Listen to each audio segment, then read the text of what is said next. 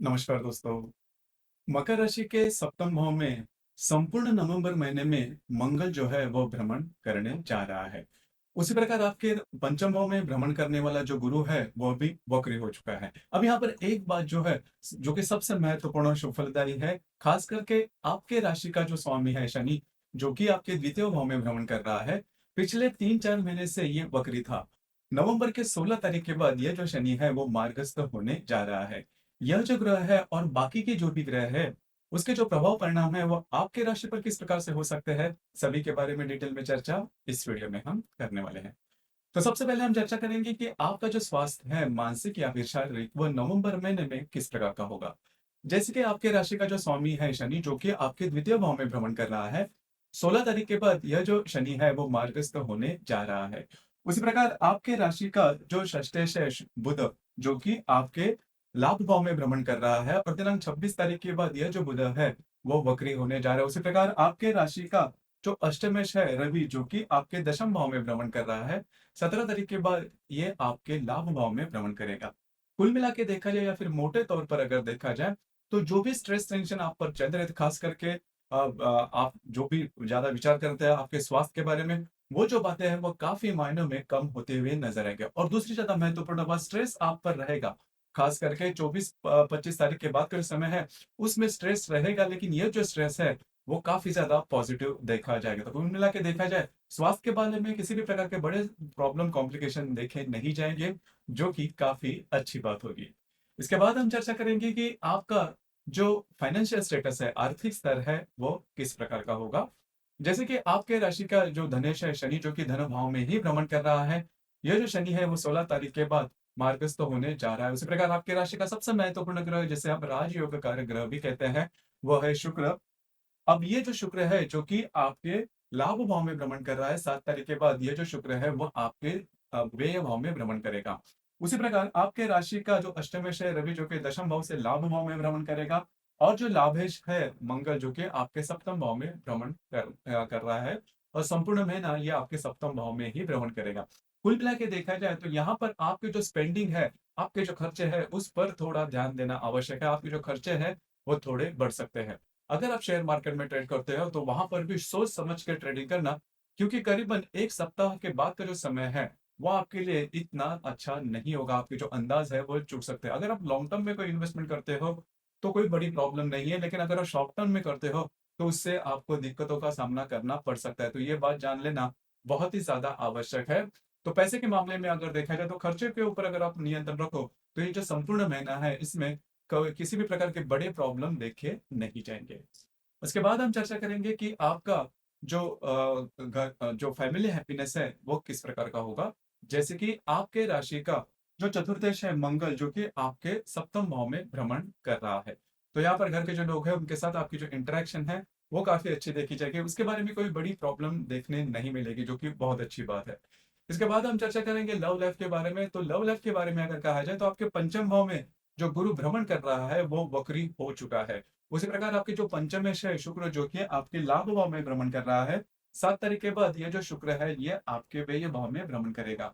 तो अगर आप किसी के रिलेशनशिप में हैं, वहां पर छोटी मोटी बातों को लेकर तकरार हो सकती है। ध्यान रखिए, जो बातें हैं वो बहुत बड़ी नहीं होगी, लेकिन प्रॉब्लम आपको दिखना शुरू हो जाएंगे। क्योंकि पिछले करीबन 2-3 महीने से जो आप में और आपके जो रिलेशनशिप में व्यक्ति हैं, उनमें जो बातें हैं वो काफी अच्छी थी, काफी स्मूथ थी, आप दोनों में जो हार्मनी थी वो भी काफी अच्छी चल रही थी। लेकिन अब जाके जो बातें हैं थोड़ी सी कॉम्प्लिकेटेड हो सकती है, तो इन चीजों पर थोड़ा सा ध्यान देना आवश्यक है। हालांकि इसका बहुत बड़ा इम्पैक्ट देखा नहीं जाएगा।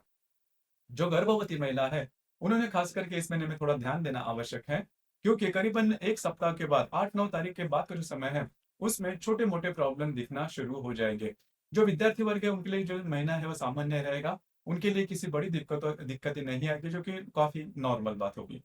उसी प्रकार वैवाहिक जीवन का जो मामला है वो सबसे महत्वपूर्ण है, क्योंकि आपके सप्तम भाव में जो मंगल है वो भ्रमण करने जा रहा है। संपूर्ण जो महीना है नवंबर का, उसमें यह जो मंगल है वो आपके सप्तम भाव में भ्रमण करेगा। तो यहाँ पर अगर आप विवाहित हो तो आपके जो वैवाहिक जोड़ीदार है उनके साथ जो बातें हैं, जो प्रॉब्लम है, वो थोड़ी सी ज्यादा देखी जा सकती है। आपको लग सकता है कि आपकी जो वैवाहिक जोड़ीदार है वो आपके ऊपर हावी हो रहे हैं। हालांकि इसका बहुत मतलब ये जो बातें हैं इसका बहुत बड़ा परिणाम नहीं होगा, लेकिन यहाँ पर एक बात है, क्योंकि ये जो मंगल है ये मंगल आगे जाके मतलब दिसंबर में आपके सप्तम भाव में ही वक्री होने वाला है और सप्तम भाव से लेकर फिर से वो आपके षष्ठ भाव में आएगा। तो जो स्ट्रेस सेशन चल रहा है वो थोड़ा बढ़ सकता है। तो यहाँ पर आपको एक बात है, अगर आप विवाहित हो, आपके वैवाहिक जोड़ीदार उनके स्वास्थ्य के बारे में पहली बात ध्यान देना आवश्यक है।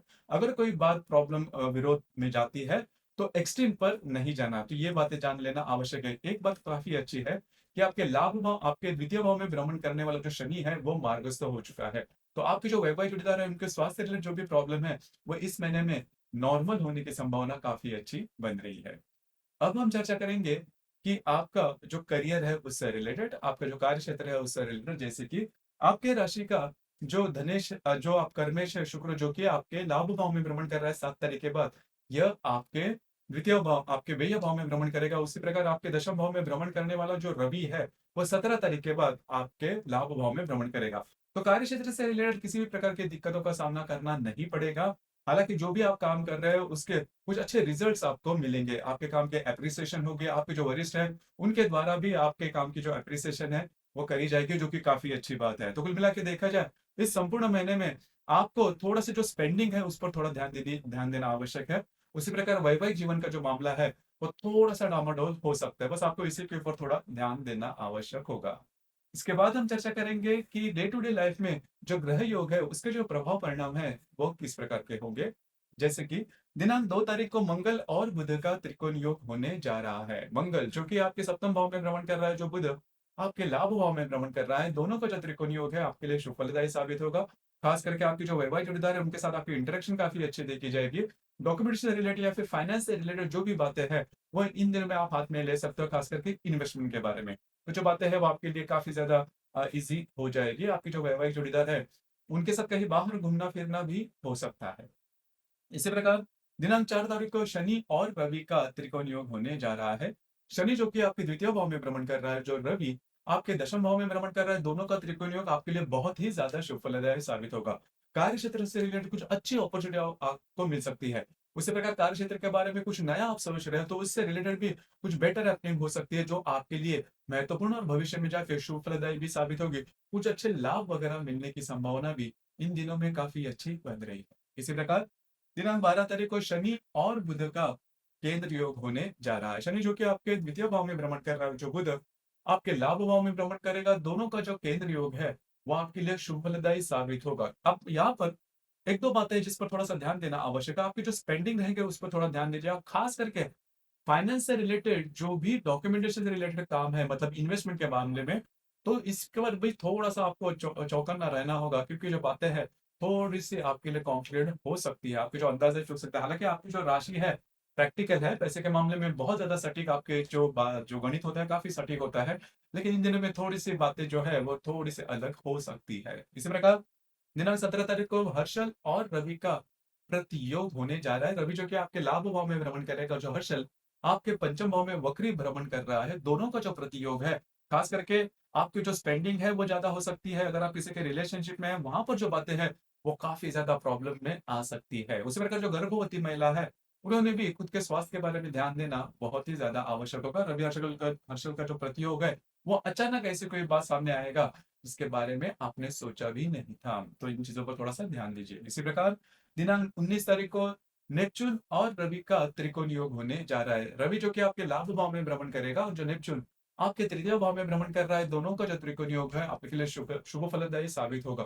कुछ अच्छे इंट्यूशंस वगैरह आ सकते हैं। आपका घूमना फिरना ज्यादा हो सकता है। जो महत्वपूर्ण काम आपके अटके हुए हैं, पूरे नहीं हो रहे हैं, खास करके सरकारी दफ्तर के मतलब सरकारी दफ्तर की ओर से जो बातें हो या फिर प्रॉब्लम आपके अटके हुए हैं वो पूरे होने की संभावना काफी अच्छी बन रही हो। आपको कुछ अच्छे इंट्यूशंस वगैरह आ सकते हैं। इजी मनी भी इस यह जो पर्टिकुलर एस्पेक्ट है या फिर योग है उसमें मिलने की संभावना काफी अच्छी बन रही है। तो कुल मिला के देखा जाए, फिर मोटे तौर पर अगर देखा जाए तो रवि नेपच्यून का जो त्रिकोण योग है वो आपके लिए लाभदायी साबित होगा।